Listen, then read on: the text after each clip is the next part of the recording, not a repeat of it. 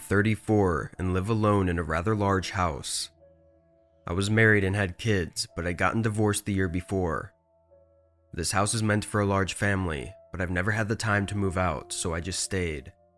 Being the only person in a large house, a lot of sounds resonate through the empty house all the time. The most common sound was from the air conditioner. It would make a hollow thud sound in the walls, which would then resonate through the house, sounding much louder than it actually was. Don't get me wrong, it was creepy at first, but I got used to it. Anyway, this happened on a Thursday night after I got home from a long day at work. I went straight upstairs and took my work clothes off to put something more comfortable on, then jumped on the bed and turned on the TV in my room. I didn't spend much time downstairs because I didn't need to.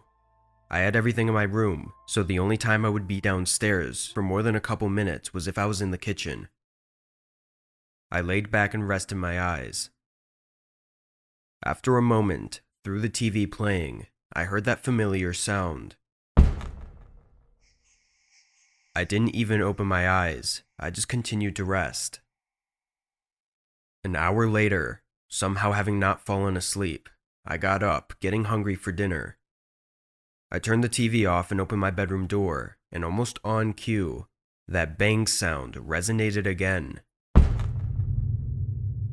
I'd never recalled the AC making that sound more than once or twice a day, especially without touching the thermostat. I walked across the hallway to where the upstairs thermostat was. It was off, which means that it had been off all day. I wasn't fully scared yet though. My initial reaction was to try and figure out why the air conditioner was running while I had it off. I was really just upset that this inconvenience had to happen tonight. I went downstairs into the kitchen. The only thing I had left in my fridge was leftover pizza from a few days ago, so I set the oven and heated it up. I stood in the kitchen on my phone while I waited. Again, this time it was much louder and felt like it even shook the house. This was the moment I started to get scared. I hadn't convinced myself fully that this wasn't just the AC acting up, but other possibilities were starting to creep into my mind. Once the pizza was done, I ate quickly, then figured it best to go into the basement and check the AC unit. I didn't want to be creeped out the whole night. I just wanted to know what it was and be done with it. I opened the basement door and flicked on the lights. There was nothing special to this basement. It was unfinished and just had some old furniture, along with some boxes with seasonal decorations in them. I walked down the steps to the bottom, then walked over to the AC unit. I wasn't sure what to look for, so I was kind of just looking around for anything obviously wrong, and while I didn't find anything, I did notice that it was completely off. Nothing was running. It had to be something else, which was not giving me the peace of mind I was looking for. I started walking back to the stairs, planning to check some other rooms on the first floor, but just as I started walking, I saw a figure right under the steps. The lighting was dim, but his eyes gave away his position. The person was crouched down behind some boxes under the stairs. I knew he saw me looking at him, as we were making eye contact and I had completely stopped walking. In hindsight, I wish I had pretended to not notice and continued walking, but in the moment, I couldn't help my reaction. Once I snapped out of it, I sprinted up the steps and slammed the door behind me, locking it shut and putting a kitchen chair up against it. I didn't hear them following me, so I took it as a sign that they weren't here to fight. I called the police while standing next to the basement door in case they tried to escape. I was scared, but I also didn't want them to get away. I stayed on the line until the lady said the officers were 3 minutes away. Then I heard it again.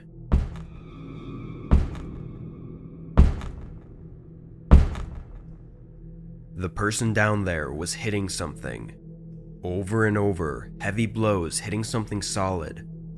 It seemed like either the concrete floor or the wall.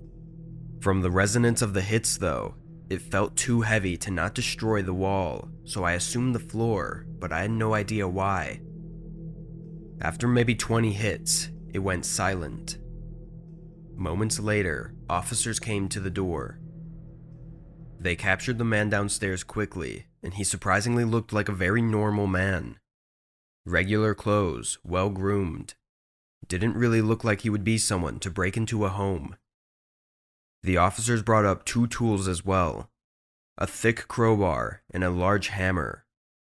After retaining the man and putting him in the car, one of them brought me into the basement to show me what was going on. In the far corner, opposite of the AC unit, there was rubble and plywood shards all over the ground. I don't know how I didn't notice it. On the wall, though, were huge indents of metal. It was almost unrecognizable, but it was a small, old safe that was built into the wall. The damage that was done to the wall safe looked insane, and I was shocked that it hadn't given in. It's funny though, because there was nothing in it. I do remember the seller mentioning it and giving me a code when we moved in, but I never bothered to stash anything in there. The officer I was talking to said they'd seen it before in a lot of the big homes around the area, as a lot of burglars go straight to the safe and often don't loot anything else in the house. Of everything, the fact that the man looked so normal is what creeped me out the most. Just knowing that literally anyone could be doing things like this is not a comforting thing to think about. I ended up repairing the wall and just covering the safe. I also plan to move out soon and get a smaller house that's easier for me to stay alert in, because this situation could have been a lot worse than it was, and I don't want to take any chances next time.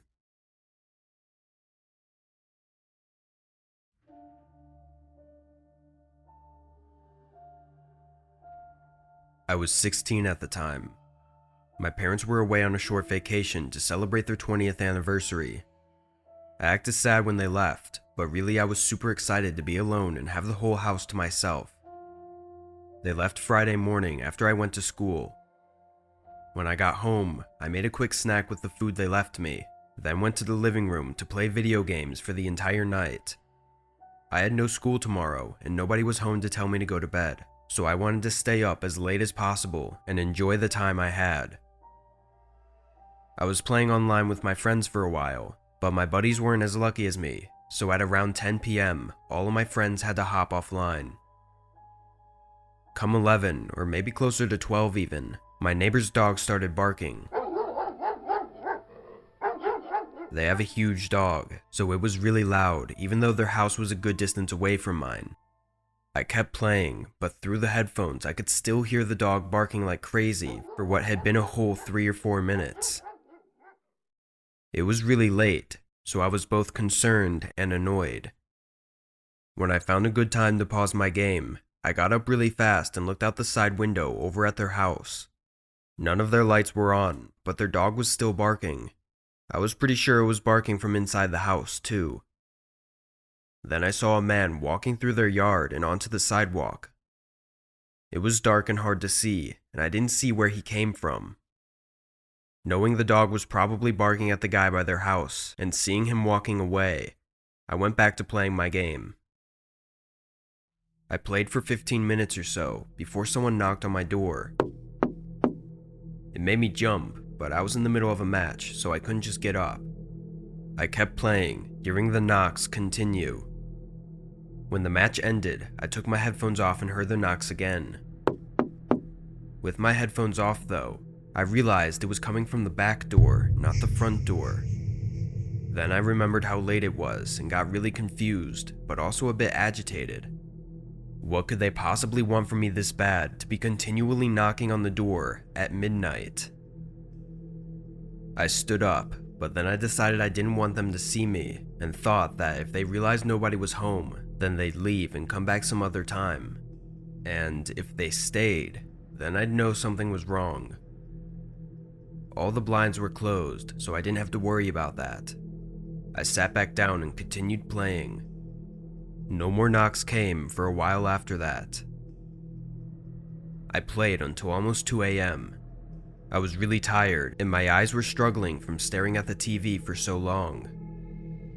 I took my headphones off and turned off the TV, then went upstairs to get in bed.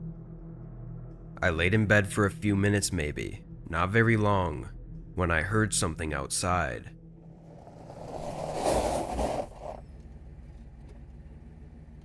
a vehicle coming up our gravel driveway and stopping right in front of the garage.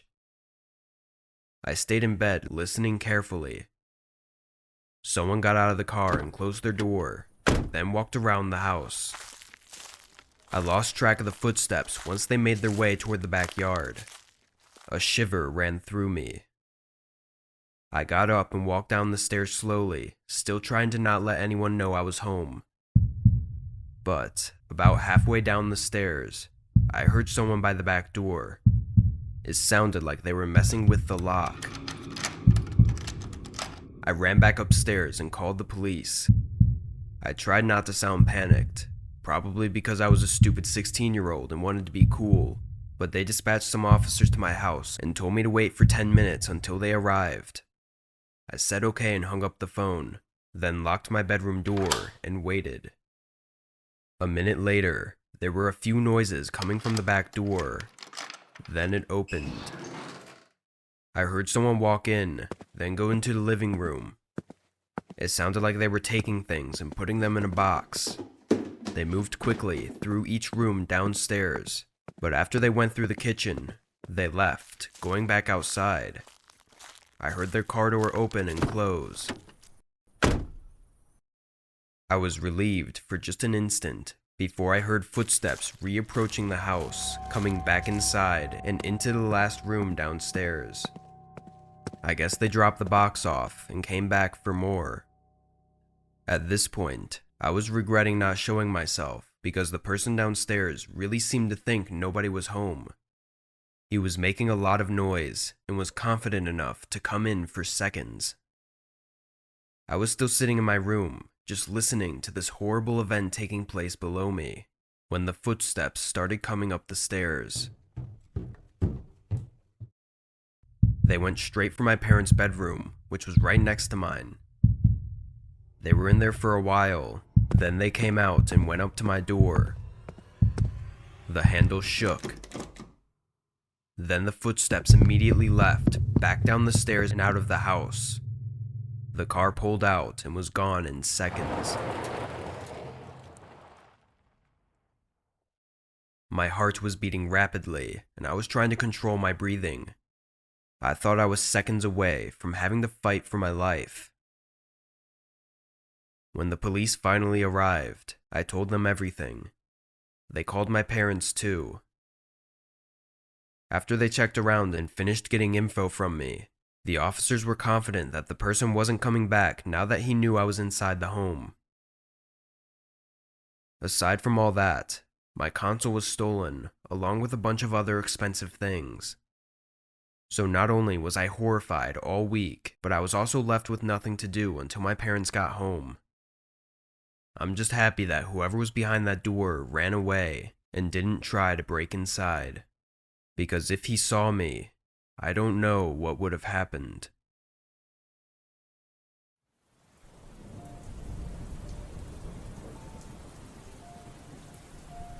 I work from home most days of the month. Sometimes I have to go into the office to pick something up or have an in-person meeting, but that would only be once or twice a month. Working from home is really nice, but I often find myself getting distracted easily. On this day, I had a lot to get done and not a lot of time to do it. I was focused, working on my laptop in the office, when the doorbell rang. I rushed over to the door and opened it a crack, seeing a man on my porch. "Can I help you?" I asked. "Hi, I'm looking for Mr. Peters." The man said, smiling at me. That was my name, but I didn't recognize him. "That's me. What did you need?" The man said he had important information to discuss with me, and asked if we could talk in more privacy inside the house. I first asked what the information was about, but he declined to give any details. "I'm okay then," I said, closing the door. I went back upstairs to my office and started working again. A minute later, though, the doorbell rang again. I knew it had to be the same man, which started making me frustrated. I ran back down to the door and opened it, fully prepared to tell the man to leave, but he was already gone. There was no one at the door, and no cars or anything outside the house. I stuck my head outside and looked around, then closed the door again. The rest of the day went by without any more issues. I finished working, though had to do an hour of overtime. Once it got late, I shut off the TV and went upstairs to shower before bed. I turned on the water and was waiting for it to heat up when the doorbell rang again. I checked my phone, seeing it was 10:30. I wasn't going to open the door, but I wanted to see who it was, so I went back down and looked through the peephole. There was a man on the porch in dark clothing and with a face mask on. Even with the cover-up, I could tell it was the same man from earlier, based on his body shape and the way he was standing. My whole body froze, and I just watched him through the peephole. He rang the doorbell again. I could see he had something big in one of his pockets, either a large knife or a gun. It didn't even feel like any of this was really happening. I backed up quietly, but I think he may have heard me because he called out. I'm looking for Mr. Peters. Just need to tell him something important. Thinking he knew I was there already, I ran upstairs and got my phone, calling 911. While on the phone, a gunshot ripped through the house. The sudden sound made my ears ring. I couldn't even hear what the officer was saying. The ringing faded over the next minute, and I heard nothing else. I was sure the guy had left, but I was still going to wait for the police. It was quiet for the whole time, until I heard sirens coming. Once they seemed to be nearby, I opened the bathroom door and stepped out and went over to the stairs. That's when I saw the front door was busted open, and not a second later, the man sprinted across the hallway and out the door, just before the cops pulled up. I think he had shot the lock out, and my ears were ringing so bad that I didn't hear him come inside. I gave the cops a description of the man, but there wasn't much else to go off of. The man was obviously at my home to hurt me, and likely kill me. He knew my name and had been looking for me. That's what still scares me. Until he gets caught, I don't think I'll ever get over the fear of him coming back.